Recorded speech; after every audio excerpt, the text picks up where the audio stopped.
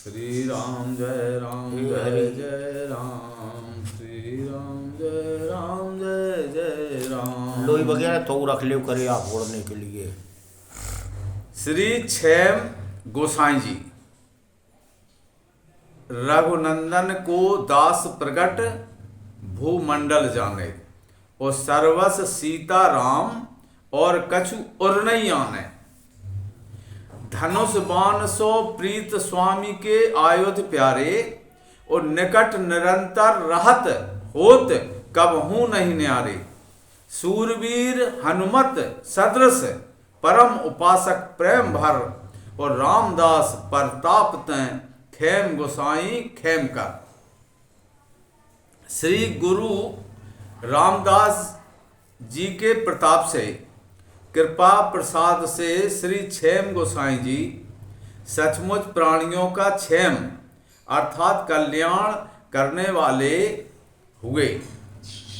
आप श्री राघवेंद्र सरकार के अनन्य भक्त थे। यह बात सारे संसार में विख्यात थी। जब लोग जानते थे कि आपके सर्वस्व श्री सीताराम जी थे, अपने इष्ट को छोड़कर और कुछ भी हृदय में नहीं लाते थे।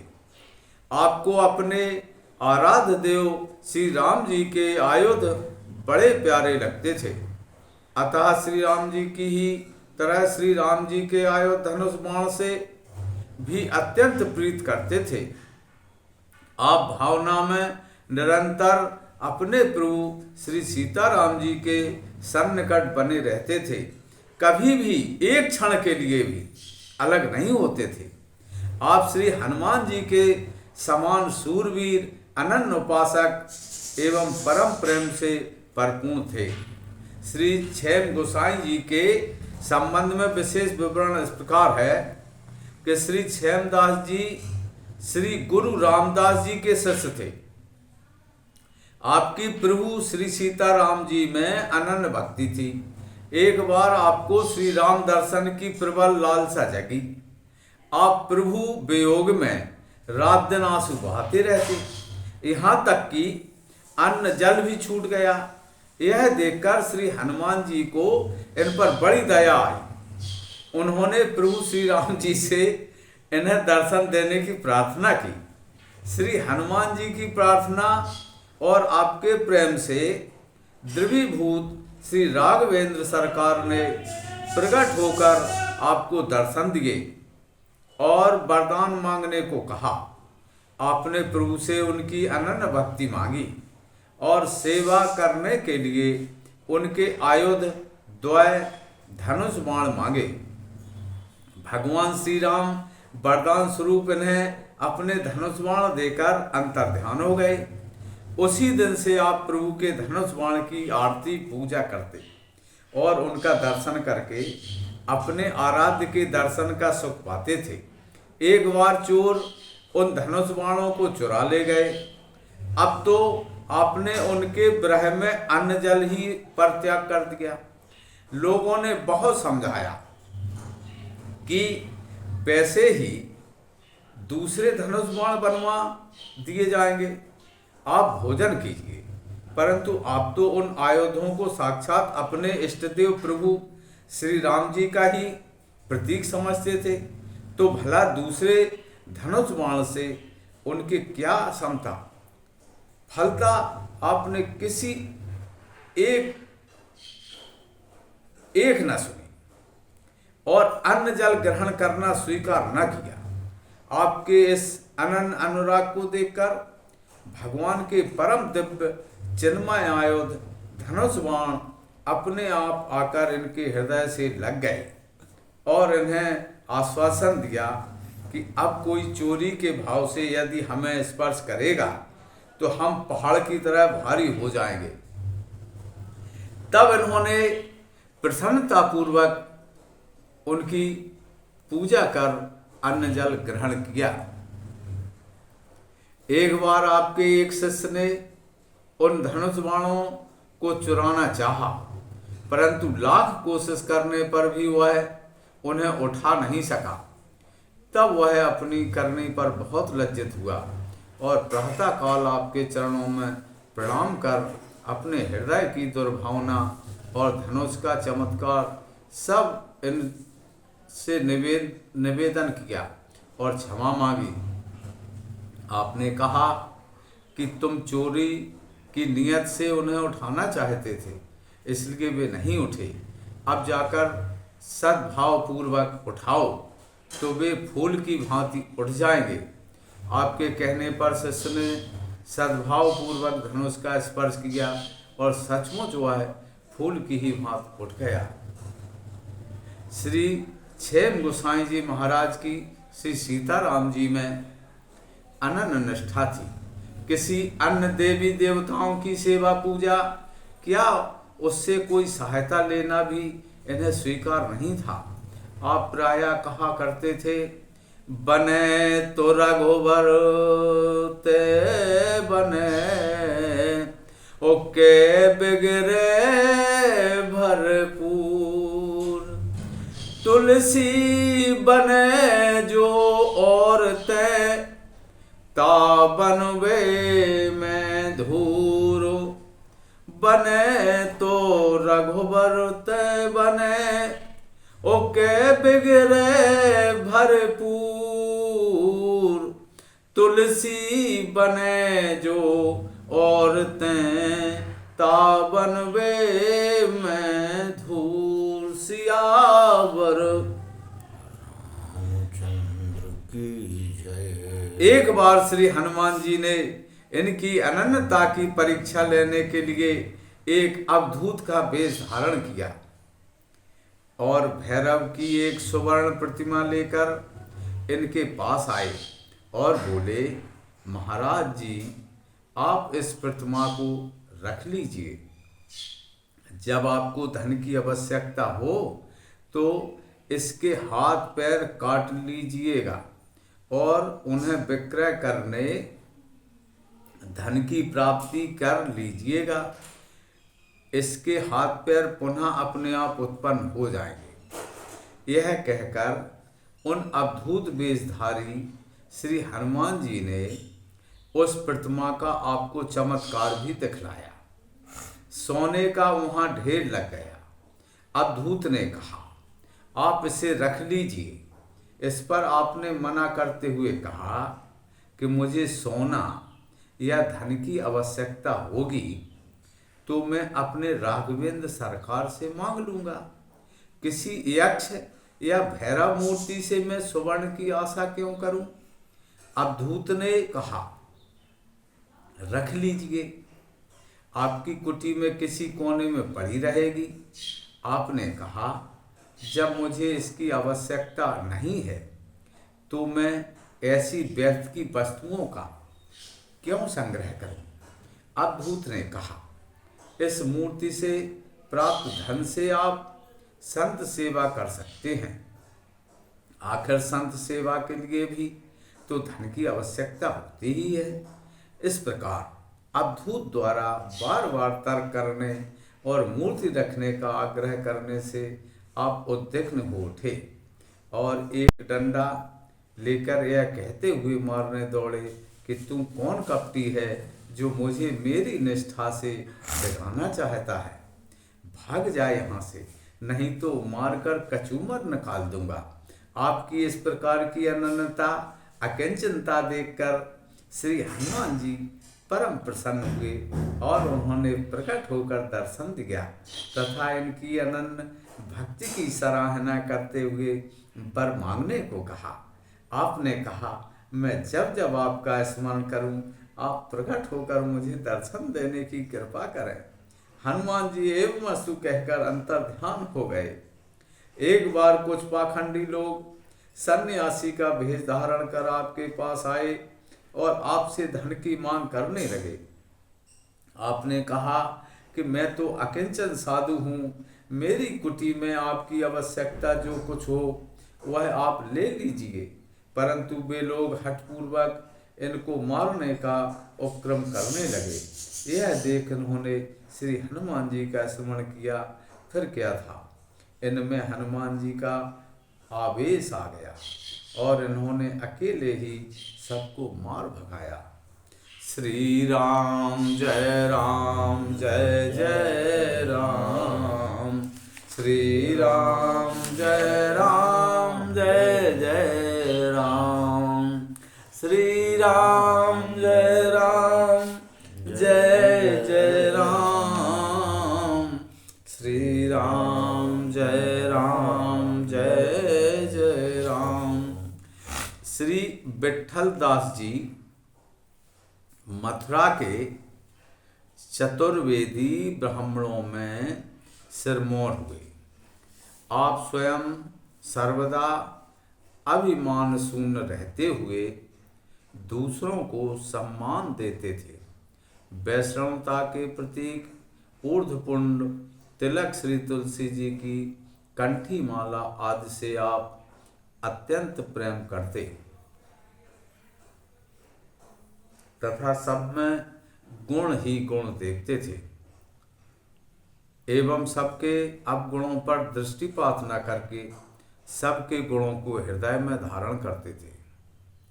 आपने जीवन भर भक्तों की ही महिमा का जिह्वा से गान किया। आप परम सरल हृदय तथा संतोषी थे एवं सदा सर्वत्र परोपकार में रत रहा करते थे।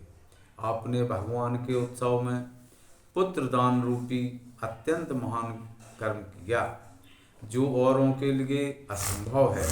आपकी जिह्वा से सदा सर्वदा हरि गोविंद जय गोविंद का उच्चारण होता रहता था, जिसे सुनकर सबको परमानंद प्राप्त होता था। श्री विट्ठल दास जी से संबंधित विशेष विवरण इस प्रकार है। मथुरापुरी के चतुर्वेदी ब्राह्मणों में दो ब्राह्मण भाई उदयपुर के राणा के पुरोहित थे। एक बार धन के बंटवारे को लेकर दोनों भाई आपस में लड़कर मर गए। उन्हीं में से एक के पुत्र श्री विट्ठल दास जी थे। ये बचपन से ही भगवान को हृदय में बसाए हुए थे। एक दिन सभा में राणा साहब ने कहा, पिता के मरने के बाद वह ब्राह्मण कुमार कभी भी सभा में नहीं आता है, उसे शीघ्र बुला लाओ। राज कर्मचारियों ने आकर श्री विट्ठल दास जी से कहा कि चलो राणा साहब तुम्हारे सब मनोरथ पूर्ण कर देंगे। तब उन्होंने कहा कि भगवत कृपा से मेरे सब मनोरथ पूर्ण हो गए हैं, अतः अब तो मैं एकमात्र भगवत जन को छोड़कर और कहीं आना जाना नहीं चाहता। कर्मचारियों ने इनका संदेश राजा को सुनाया। राजा ने इन्हें पुनः यह कहकर बुलवाया और प्रार्थना की कि आज रात्रि में भगवान नाम संकीर्तन पूर्वक जागरण हमारे ही यहाँ हो। श्री विट्ठल दास जी साधुओं को साथ लेकर राणा साहब के यहाँ पहुँचे। इनके प्रेम की परीक्षा करने के लिए राणा ने कुछ दुष्टों के बहकावे में आकर जागरण के लिए महल की तीसरी मंजिल की छत पर बिछौना बिछवाया। सभी लोग प्रेम पूर्वक कीर्तन तथा नृत्य करने लगे। नाचते गाते विट्ठल दास जी को प्रेमावेश आया तो ये बेसुध होकर नृत्य करते हुए छत पर से गिरकर नीचे पृथ्वी पर आ पड़े। यह देखकर राणा का मुंह एकदम उदास हो गया। वह दुष्टों को गाली देने लगा कि इनके कहने से ही मैंने ऐसा किया और फलस्वरूप इतना महान अनर्थ हो गया। साधु लोग श्री विट्ठल दास जी को गोद में उठाकर घर ले आए। राणा ने अपने अपराध के प्रायश्चित तथा इनकी वृद्ध माता की जीविका के निमित्त इनकी माता को बहुत सा द्रव्य भेंट दिया। 3 दिन तक इनका शरीर मूर्छित पड़ा रहा। 3 दिन बाद जब वैष्णवों ने आपको जगाया तो शरीर की सुध हुई। आप उठकर बैठ गए। भगवत कृपा से किसी अंग में चोट नहीं आई थी। मूर्छा तो प्रेमजन्य थी। मूर्छा दूर होने पर जब श्री विट्ठल दास जी उठे तो माता ने सब हाल कह सुनाया। उसे सुनकर इन्हें असहा दुख हुआ और ये रात्रि में घर से निकल पड़े। घूमते फिरते छठीकरा गांव में आकर श्री गरुण गोविंद भगवान की सेवा पूजा करने लगे, फिर वहीं रहने लगे। छठीकरा गरुण गोविंद निवास काल में एक बार इनका शरीर दुखी हो गया। इनके शारीरिक कष्ट को देखकर भगवान श्री गरुण गोविंद जी ने स्वप्न में आदेश दिया कि तुम मथुरा चले जाओ। भगवान ने 3 दिन लगातार इस प्रकार का स्वप्नादेश दिया। तब ये माता और पत्नी को लेकर मथुरा चले आए, जहाँ पर इनकी जाति बिरादरी के लोग रहते थे। परंतु इन्होंने देखा तो वहाँ कुछ और ही रंग छा रहा था। हाँ, एक बढ़ई अवश्य ऐसा था जो सदा साधु संग की अभिलाषा करता था। उसकी सज्जनता को देखकर ये उसी के घर रहने लगे। उन दिनों इनकी पत्नी गर्भवती थी और धन के अभाव में अत्यंत शोकमग्न रहा करती थी। दैवयोग से इन्हें एक दिन घर में मिट्टी खोदते समय पृथ्वी में गड़ा हुआ धन एवं श्री ठाकुर जी की एक प्रतिमा मिली। श्री विट्ठल दास जी ने खाती को बुलाकर कहा, देखो तुम्हारे घर में पृथ्वी में गड़ा हुआ यह धन और श्री ठाकुर जी की प्रतिमा मुझे मिली है, इसे ग्रहण करो। परंतु उस बढ़ई ने इनके चरणों में माथा टेक कर प्रणाम करके कहा, इस धन से आप ही श्री ठाकुर जी की सेवा करिए, हम तो आपके दर्शन और सत्संग से ही परम सुखी हैं। अब विट्ठल दास जी सदा भगवान की सेवा पूजा में लगे रहते थे। धीरे धीरे जब आपकी भक्ति चारों ओर फैल गई तो बहुत से लोग प्रेम पूर्वक आकर आपके शिष्य बन गए। आपके यहाँ रसिक जनों तथा गुणी गायक जनों का बहुत बड़ा समाज एकत्रित होता था। एक बार ऐसे ही समाज के अवसर पर गुणी जनों ने बधाई के विविध पद गाए। सब लोग आनंद से झूम रहे थे। इस बीच वहाँ रूप गुण धन से जटित एक नदी आई और भगवान के सामने नृत्य गान करने लगी। जब वह विविध मूर्छा नावों के साथ कटीली तान से सबके हृदय में प्रेम की चटपटी सी उत्पन्न करती हुई गाने लगी, तो इसके कौशल पर रीझ कर श्री विट्ठल दास जी ने प्रेम से व्याकुल होकर अपने पुत्र को ही भगवान के ऊपर न्योछावर करके उस नटी को दे दिया। श्री विट्ठल दास जी के पुत्र का नाम श्री रंगी राय था। श्री राणा साहब की एक पुत्री उनकी शिष्या थी। जब उसने सुना कि हमारे गुरुदेव जी को उनके पिता ने न्योछावर में किसी नटनी को दे दिया तो उसे बड़ा दुख हुआ। उसने एकदम अन्न जल पर त्याग कर दिया। राणा सुता ने उस नटनी को संदेश कहलाया कि जितना धन चाहो उतना हमसे ले लो, परंतु मेरे श्री गुरुदेव जी को मुझे वापस कर दो।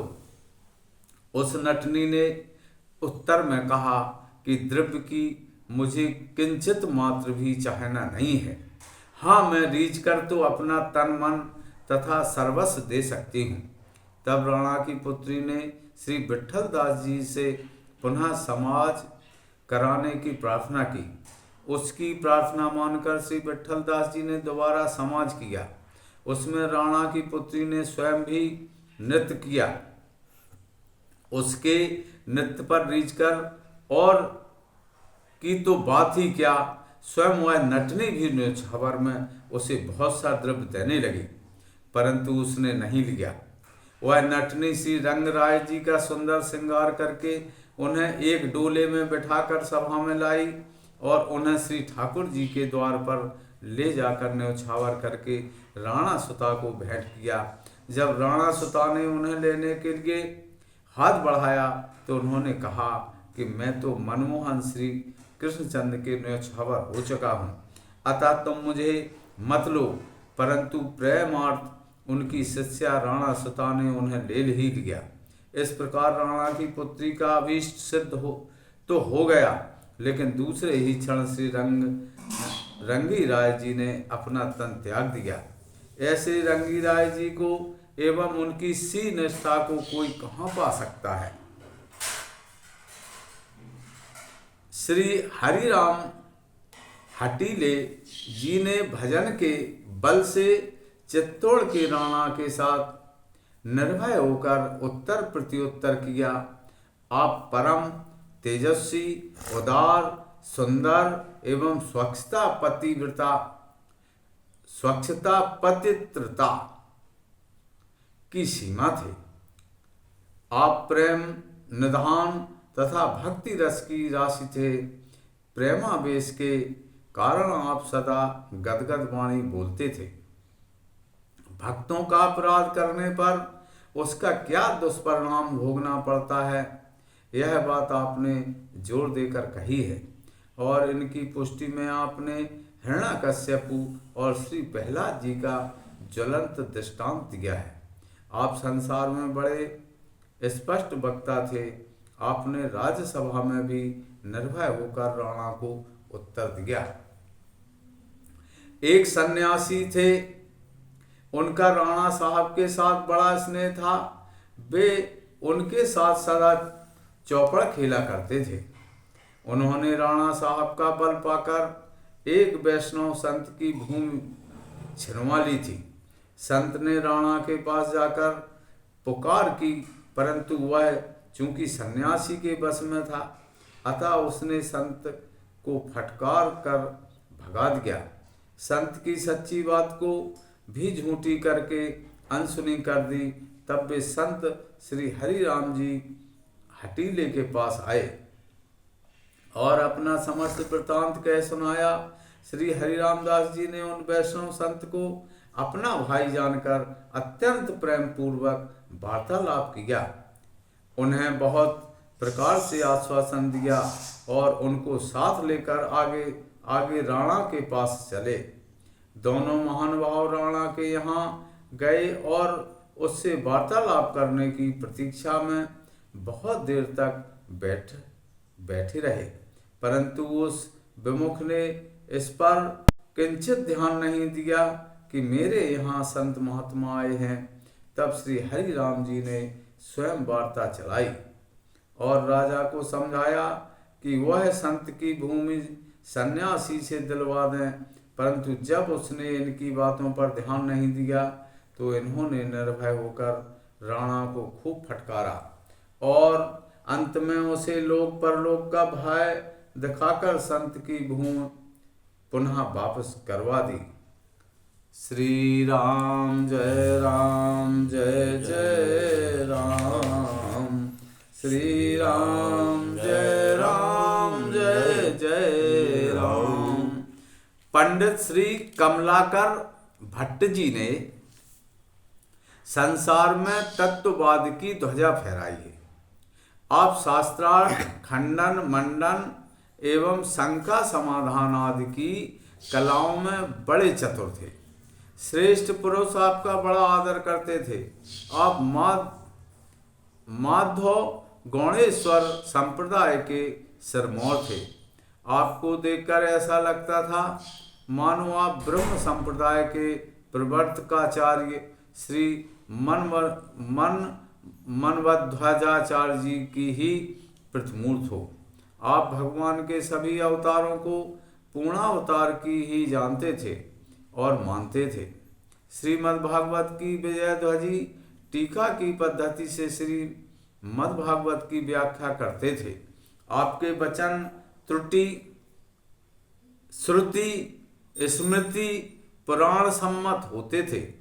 आप अपनी भुजाओं पर तप्त मुद्राओं को धारण किए हुए थे। श्री कमलाकर भट्ट जी के माधव गौड़ेश्वर संप्रदाय के सिरमौर संत थे। आप अगाध पांडित्य संपन्न होते हुए भी अत्यंत ब्रह्म और साधु स्वभाव के थे। एक बार आप एकांत में बैठकर भगवत लीलाओं का चिंतन कर रहे थे। उसी समय एक शाक्त ने आकर आपको शास्त्रार्थ की चुनौती दी। प्रथम तो आपने उसे यूं ही टाल देना चाहा, परंतु जब वह जिद कर बैठा तो आप भी शास्त्रार्थ के लिए तैयार हो गए। उसने विविध युक्तियों से अपने मत की सर्वश्रेष्ठता का प्रतिपादन किया, परंतु आपने अनायास ही उसके समस्त सिद्धांतों का ऐसा खंडन किया कि उसकी वाणी मौन हो गई। तब उसने उस दिन का शास्त्रार्थ स्थगित कर दिया और अगले दिन पुनः शास्त्रार्थ करने के लिए कहकर घर चला गया। घर आकर उसने अपनी इष्ट देवी का ध्यान किया। देवी ने साक्षात प्रकट होकर उसे दर्शन दिया। तब उसने उपालभ पूर्वक देवी से पूछा कि आपने कल शास्त्रार्थ में मेरी सहायता क्यों नहीं की? मुझे अपमानित होना पड़ा। यह सुनकर देवी ने कहा, श्री कमला करजी भट्ट भगवान के परम भक्त हैं और भगवान के भक्तों पर माया का प्रभाव नहीं चलता। भला भावना के सन्मुख मेरी क्या सत्ता? वे तो मेरे भी स्वामी हैं। भक्त भक्ति और भगवान की यह महिमा सुनकर उस शाक्त की आंखें खुल गईं और उसने श्री कमलाकर जी भट्ट का सुस्वत्व स्वीकार कर उनसे वैष्णवी दीक्षा ले ली। श्री नारायण भट्ट जी श्री ब्रजभूमि की उपासना करने वाला श्री नारायण भट्ट जी सरीखा भक्त भगवान ने बहुत परिश्रम करके एक ही बनाया। श्री बाराह पुराण में मथुरा मंडल 84 कोश के जितने तीर्थों का वर्णन किया गया है, काल के प्रभाव से वे सभी तीर्थ लुप्त प्राय हो गए थे। श्री नारायण भट्ट जी ने उन सभी तीर्थों को प्रकट और प्रसिद्ध किया। यह बात सर्व प्रसिद्ध है और सारी पृथ्वी के लोग जानते हैं। आप भक्ति रसामृत के समुद्र थे तथा सदा ही संतों के समाज में विराजमान होकर सत्संग किया करते थे। आप परम रसज्ञ अनन्य निष्ठावान तथा श्री कृष्ण लीला मृत को धारण करने के लिए उत्तम पात्र एवं नित्य लीला के पात्र थे। शुष्क ज्ञान तथा कोरे कर्म कांड का खंडन करके भक्ति की स्थापना करने वाला आपके समान दूसरा कोई नहीं हुआ। श्री नारायण भट्ट जी का जन्म दक्षिण भारत के मथुरा नगर में वैशाख शुक्ल पक्ष 1400 संवत 1588 विक्रम को हुआ था। आपके पिता का नाम श्री भास्कर भट्ट और माता का नाम यशोमती था। यथा समय उपनयन संस्कार होने के बाद आपने अपने पितृव्य श्री शंकरा भट्ट जी से वेद वेदांत आदि शास्त्रों का अध्ययन करना प्रारंभ किया और 12 वर्ष की अवस्था में ही उसे पूर्ण कर लिया। भगवान श्री राधा माधव और ब्रज वृंदावन के प्रति अनुरागपूर्ण भक्तिभाव आप में बचपन से ही था। एक दिन आप श्री गोदावरी जी में स्नान करके स्तोत्र पाठ करते हुए श्री युगल सरकार का ध्यान कर रहे थे। उसी समय प्रिया प्रीतम श्री राधा माधव जी ने प्रकट होकर आपको दर्शन दिया और उपासना रहस्य उपदेश के साथ साथ यह आदेश दिया कि तुम शीघ्र ही ब्रज जाकर मेरी लीला स्थलियों का प्रकाश करो। यह कहकर श्री भगवान ने आपको अपना लाड़ले नामक बाल स्वरूप वाला से विग्रह प्रदान किया और कहा कि इसकी सेवा पूजा से तुमको ब्रज लीला के रहस्यों का बोध हो जाएगा। इस अलौकिक घटना के उपरांत आप ब्रज में निवास करने और लुप्त तीर्थों का प्राकट करने के लिए घर से चल दिए और 2.5 वर्ष तक तीर्थाटन करके संवत 1602 में आप ब्रज पहुंचे। श्री ब्रज धाम पहुंचने पर सर्वप्रथम आप श्री गोवर्धन के समीपस्थ श्री राधा कुंड गए, जहां चैतन्य महाप्रभु अनुयायी श्री कृष्णदास ब्रह्मचारी ने इन्हें अपने संप्रदाय में आत्मसात किया। इस प्रकार श्री नारायण भट्ट जी ने श्री कृष्णदास ब्रह्मचारी जी से संप्रदाय के सिद्धांतों एवं उपासना रहस्य का अध्ययन किया। तदुपरांत आपने भगवान की आज्ञा का स्मरण कर ब्रज के लुप्त तीर्थों का उद्धार करने का निश्चय किया। सर्वप्रथम अपने श्री राधा कुंड और श्याम कुंड को प्रकट कराने की योजना बनाई, परंतु उस समय कोई आपकी बात का विश्वास ही नहीं कर रहा था। तब आपने एक स्थान पर 10 हाथ की गहराई तक धरती का उत्खनन कराया, तो वहाँ दही से भरे एक मृणमय पात्र की प्राप्ति हुई और टूटी सीढ़ियाँ भी दिखीं, जिससे लोगों को आपकी बात का विश्वास हो गया। फिर तो आप संपूर्ण ब्रजमंडल में घूम घूम कर तीर्थों को प्रकटित कराने लगे। ब्रजवासी भी इसमें आपको पूर्ण सहयोग देते थे। उस समय अकबर दिल्ली का बादशाह था, वह भी आपके कार्यों से अत्यंत प्रभावित हुआ। अतः उसने अपने कोषाध्यक्ष राजा टोडरमल को आपकी सेवा में भेजा। श्री टोडरमल जी के द्वारा सेवा की प्रार्थना करने पर आपने कहा कि यदि आपका विशेष प्रेम है तो मैंने जिन जिन तीर्थों को प्रकट किया है उनका स्वरूप अनुरूप आप निर्माण करा दीजिए। टोडरमल जी ने संघर्ष आज्ञा स्वीकार की और तीर्थों का सुंदर ढंग से निर्माण करा दिया। आपने श्री बरसाने ग्राम में श्री श्री जी और ऊंचे गांव में श्री रेवती रमण बलभद्र जी के विग्रह को प्रकट किया। इस विग्रहों की सेवा पूजा आप स्वयं किया करते थे। आपने 12 वर्ष तक श्री राधा कुंड पर तथा विशेष जीवन ऊंचे गांव में निवास करते हुए व्यतीत किया और श्री वामन जयंती को गोलोक प्रस्थान कर गए। आपके द्वारा किए गए कतिपय महत्वपूर्ण कार्यों का वर्णन इस प्रकार है।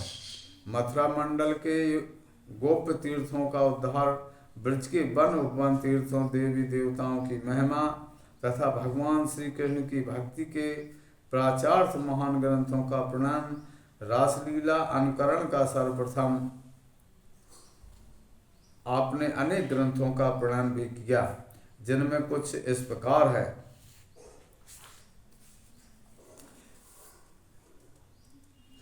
ब्रज रत्न दीप का भक्ति रस हास्य और राधा विनोद काव्य टीका। एक बार आप मथुरा में विराजमान थे। माघ का महीना था। बहुत से लोग तीर्थराज ब्रज में प्रयाग में त्रिवेणी स्नान को जा रहे थे। आपने उन लोगों से कहा कि चलो मैं दिखाऊं, श्री त्रिवेणी जी तो ब्रज में ही हैं, फिर आप सब लोग अन्यत्र कहाँ जा रहे हैं। तब लोगों ने आश्चर्यचकित होकर पूछा कि ब्रज में त्रिवेणी कहाँ हैं। तो आपने कहा ऊंचे गांव में। फिर आप सबको साथ लिवा लाए और भूमि खोदकर श्री त्रिवेणी जी के 3 स्रोत सबको प्रत्यक्ष दिखा दिए। श्री राम जय जय राम, श्री राम